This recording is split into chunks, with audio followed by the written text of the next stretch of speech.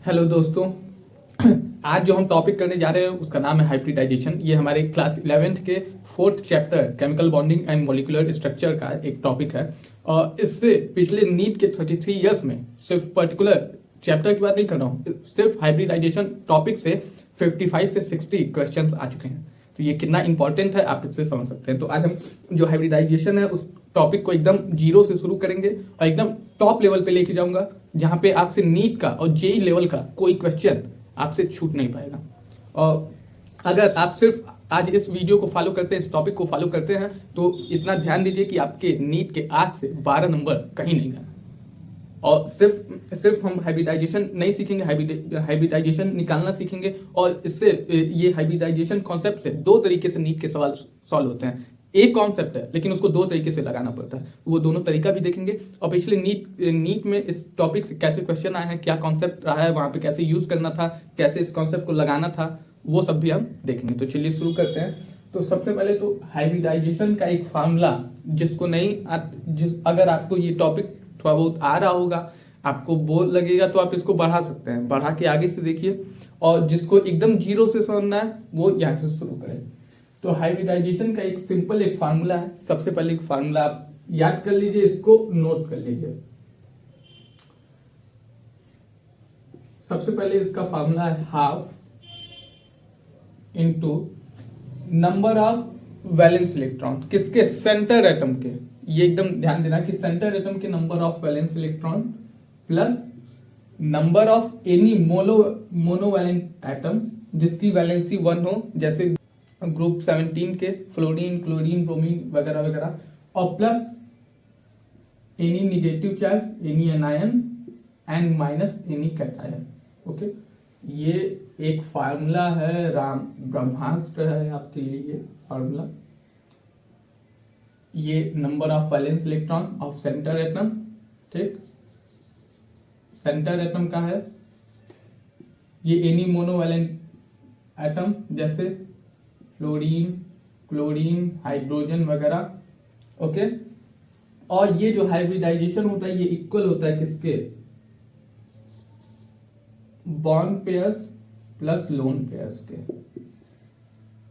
बस अगर आपको इतना आ रहा है तो आप नीट का कोई भी क्वेश्चन 15 सेकेंड्स के अंदर सॉल्व कर लेंगे। बस ध्यान से देखिए। तो ये हाइब्रिडाइजेशन निकालना है तो इसका simple formula H equal to half number of valence electron of centre atom plus any monovalent atom plus any minus charge and minus any positive charge, ठीक। और ये इक्वल होता है number of bond pair plus lone pair के। अब मान लीजिए hybridisation आपका आता है 2, इसको पहले नोट कर लीजिए ताकि इसको मैं इरेज करके आगे समझा सकूं। इसको नोट कर लीजिए, हो गया नोट? अब इसको इरेज कर रहा हूं, आगे बता रहा हूं।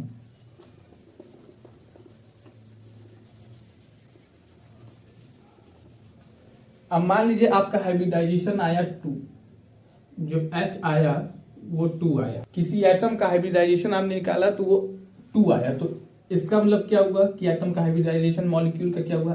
2 मतलब 1s के ऑर्बिटल 1p के sp। 3 आया तो 1s के ऑर्बिटल 2p के ऑर्बिटल। 4 आया 1s के ऑर्बिटल 3p के ऑर्बिटल।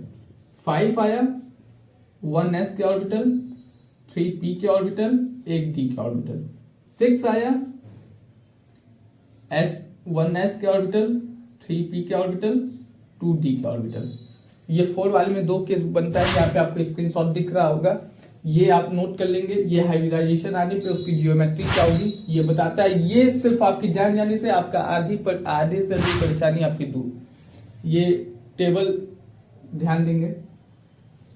तो अगर 2 आता है तो हाइब्रिडाइजेशन sp हो जाएगा, 3 आएगा तो sp2 हो जाएगा, 4 आएगा तो sp3, 5 आएगा तो sp3d और 6 आएगा तो sp3d2।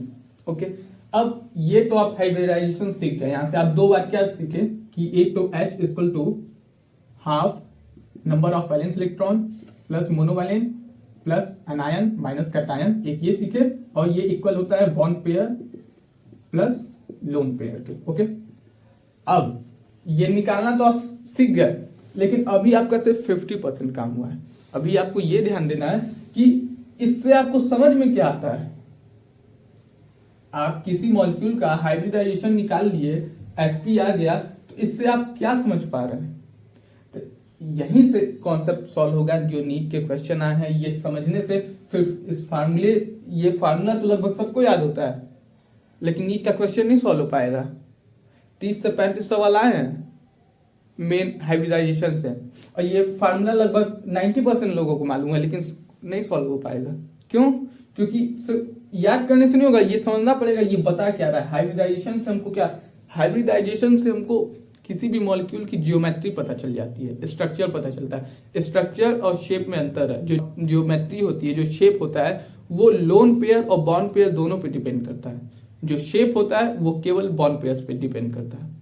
तो जो हाइब्रिडाइजेशन है bond pair plus lone pair दोनों बता रहा है। इससे आपको मॉलिक्यूल का शेप पता चल जाएगा। अब अधिक इस पर दिमाग नहीं लगाना है, आपको केवल यहां से इतना घुसा लेना अपने दिमाग में, हाइब्रिडाइजेशन निकालना है। आपको ये फार्मूला लगाना है, ये फार्मूला हुआ, और ये जो नंबर आएगा, मान लीजिए 4 नंबर आ रहा है, तो 4 इक्वल होता है बॉन्ड पेयर लोन पेयर की। यहाँ पे 3 बॉन्ड पेयर 1 लोन पेयर हो सकता है, 2 बॉन्ड पेयर 2 लोन पेयर हो सकता है, ठीक, कुछ भी हो सकता है। बस ये 2 बात आप ध्यान रखिए। अब हम चलते हैं और देखते हैं कि नीट में कैसे क्वेश्चन आए हैं और वहां पे ये कॉन्सेप्ट कैसे लगेगा। एकदम इजी है, बस आप इतना ध्यान दीजिए, 15 सेकंड के अंदर आपका क्वेश्चन सॉल्व हो जाएगा। चलिए अब इसको एक बार नोट कर लीजिए, और वो जो स्क्रीनशॉट मैंने दिखाया था ज्योमेट्री वाला, वो मोस्ट इंपॉर्टेंट है। अगर वो याद नहीं है आपको, अगर वो नहीं आ रहा है, तो ये सब कोई मतलब नहीं है इन सबका। वो जरूर याद होना चाहिए, एकदम दिमाग में रट जाना चाहिए वो। ओके, इसको नोट करिए, उसके बाद आगे चलते हैं।